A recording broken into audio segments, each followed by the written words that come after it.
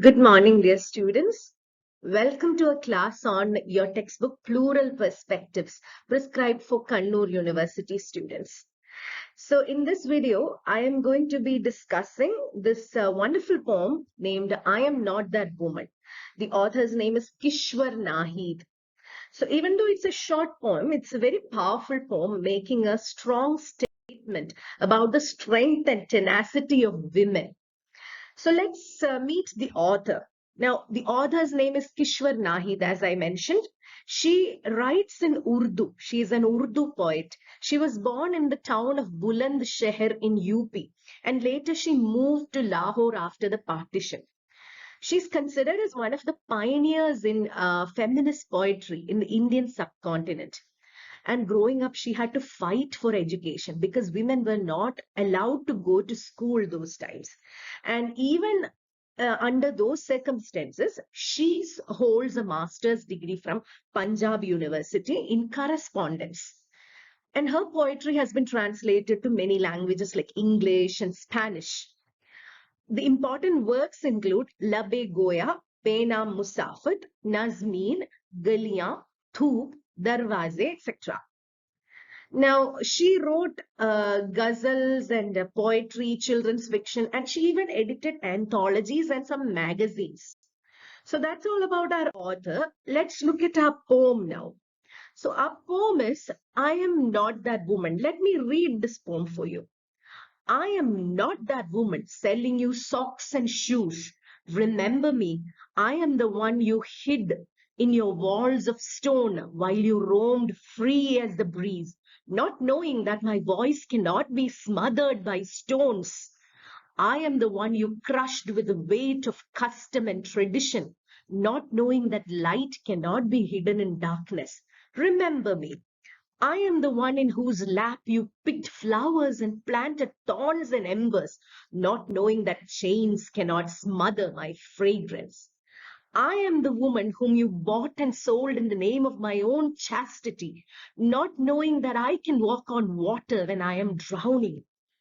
I am the one you married off to get rid of her burden, not knowing that a nation of captive minds cannot be free. I am the commodity you traded in, my chastity, my motherhood, my loyalty. The woman on that poster, half naked, selling socks and shoes. No, no, I am not that woman. So you see the tone in which the poem is written. So it's a very strong statement. So what does it actually say? So this is a poem of empowerment. It celebrates the female identity, the feminine grace and power. So again, if you look at it, it is again stereotyping. Here in this poem, we saw that people are actually pointing out women and saying, oh, that woman, oh, that woman. So the author is saying, the poet is saying, I'm definitely not that woman. I am special. You cannot stereotype me. You cannot put me in the same category as all the women in the world. So this poem makes a very strong statement. First of all, it makes a statement against objectification and commodification of women. Women are treated as objects and treated as currency or a commodity. It is against that. And then again, this poem makes a strong statement about the confinement and control over women by various cultures and systems, especially Eastern cultures and Eastern religions. The way they operate is they always try to control the movement of the female body. So this poem is actually a strong statement against such tendencies. So let's move on to stanza 1 and discuss what that is about. Let me read stanza 1 again for you. I am not that woman selling you socks and shoes. Remember me. I am the one you hid in your walls of stone while you roamed free as the breeze, not knowing that my voice cannot be smothered by stones. So in stanza 1, the first of all, the poet says that she denies that she is not a show girl. She is not a poster girl. She is not the girl who comes on advertisements and posters, whose body is whose image is used for selling socks and shoes and other kinds of products.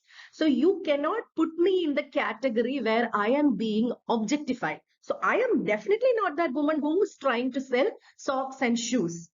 Then she says that you have to remember me. Remember me. I am the very same woman you tried to hide in walls of stone. Now, what are the walls of stone?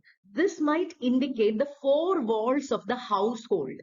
So within the four walls of the household, cultures and people and patriarchy try to subdue and control woman.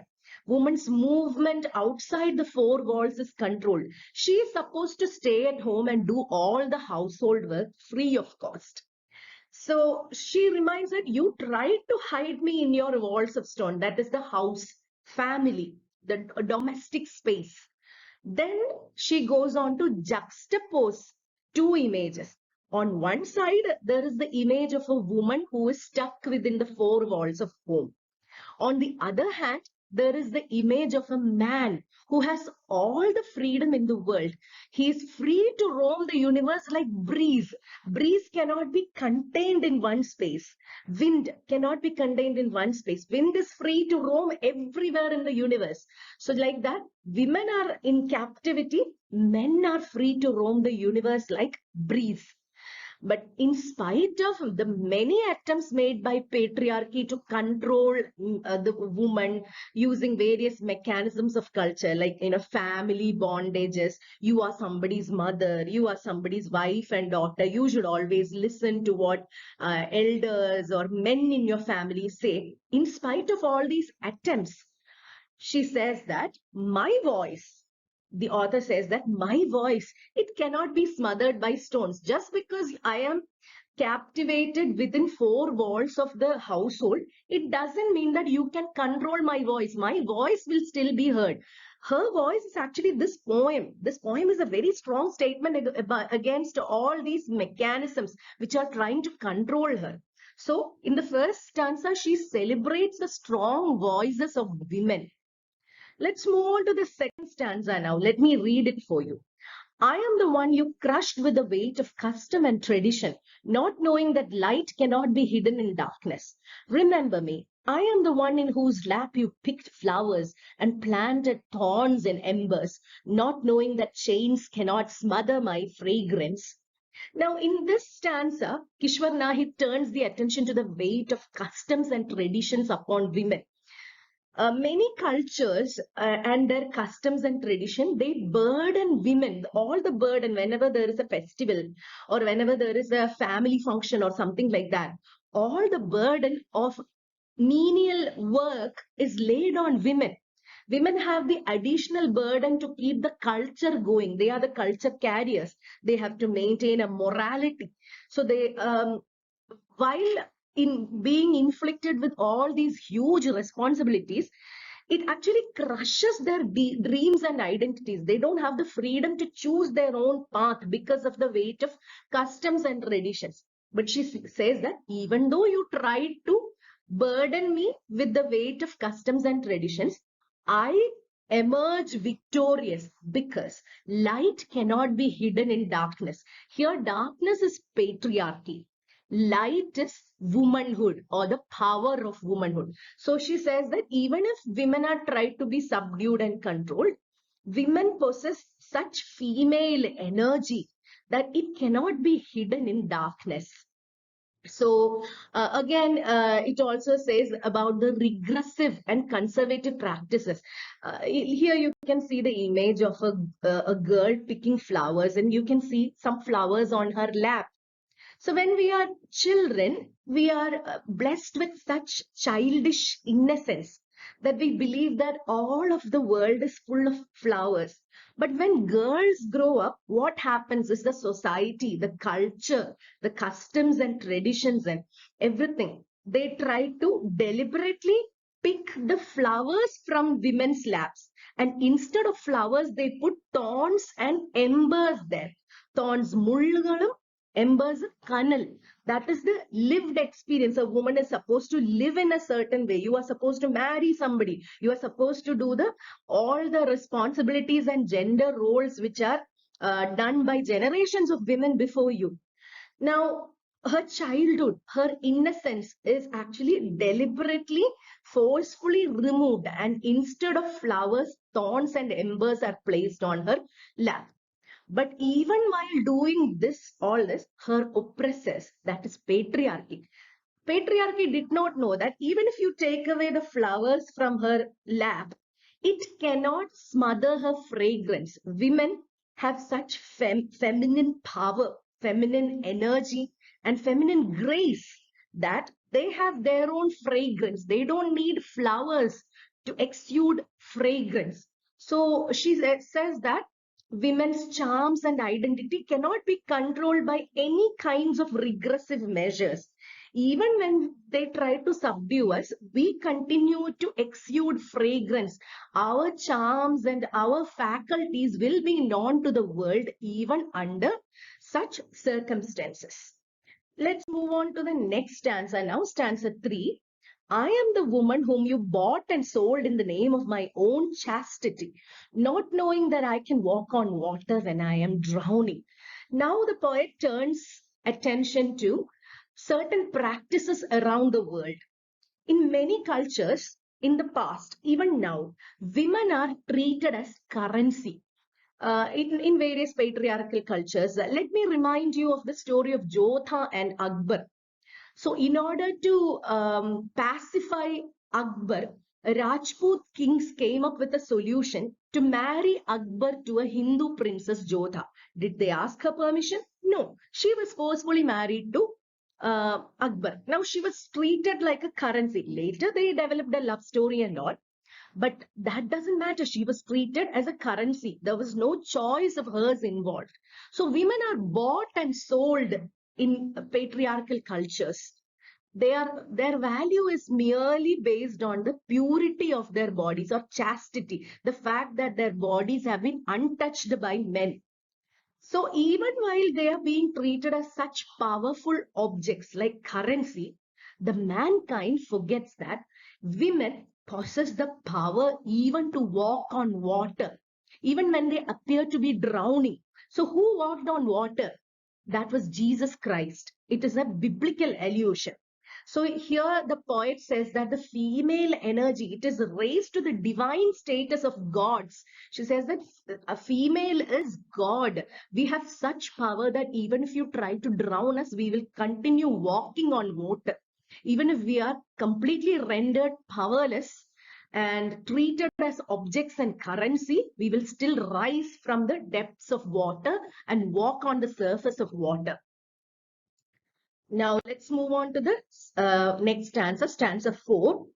I am the one you married off to get rid of a burden, not knowing that a nation of captive minds cannot be free. Now this is about the regressive systems of marriage and domesticity, which is inflicted on women without their permission. From ages, immemorial, women have been married off. They have been treated as property of their fathers and brothers, and then they have been exchanged to their husbands and sons. Now they have no active role to play in the society. So this is regressive. It is bringing us back. So these kinds of systems of marriage where women don't have choice, it is very regressive. So they are married off as if they are a burden to their own families. And the poet says that it is a fact that a nation that treats their women like captives to be sold in marriage, they are treated as slaves of the household. A nation treats their women like this, they can never be free. Whenever they claim that they are an independent nation, it is a farce. You cannot be free when your women are captive. Let's come to the last stanza now. I am the commodity you traded in, my chastity, my motherhood, my loyalty. Now it is time for me to flower free. The woman on that poster, half naked, selling socks and shoes. No, I am not that woman. Now, let's see, this final stanza makes a very strong statement. It actually embodies whatever the other stanzas were talking about. Finally, the poet attacks the commodification of women by Eastern cultures. Women are valued on the basis of their body alone, chastity. Virginity is actually deemed important when we seek out women for marriage or any other kinds of relationships. Then motherhood. Motherhood is considered as a trap. Once a woman has 2 or 3 children, it is a trap for the patriarchy to control their movement and all. Whenever she wants to go out of the household, she's reminded that no, no, no, you are a mother. Your first priority is your children. Take care of your children first and then go and meet your friends. So, likewise, motherhood is a trap. So even though parenthood must be a shared, equally shared relationship, child care always rests upon the women in most cultures. And then women have loyalty towards their family, towards their partners, and all. So this loyalty is also taken for granted. Motherhood is taken for granted. Now the poet says that no, all this is going to change. This won't continue. You cannot exploit me for my chastity, motherhood, and loyalty anymore. Now it's the time for women to flower free. Let us exude our fragrance free in the world. And she finally says that, do you see that half naked image of a poster woman who is selling knickknacks like socks and shoes? I am definitely not that woman. I am not your stereotypical woman. You have a stereotype in your mind about some poster girl. I am definitely not that woman. I have a stronger identity. And even if you try to control me using various methods, I cannot be controlled. So this poem was actually a poem of great message, an empowering poem, asking women not to be subdued, not to be controlled, to rise from their stations because they possess such energy within them. It cannot be controlled by any measures. So it is a message to all women out there, a challenge to all men and patriarchy who try to control them. So I hope this video was beneficial for you. Thank you for watching. Have a nice day and all the best for your examinations.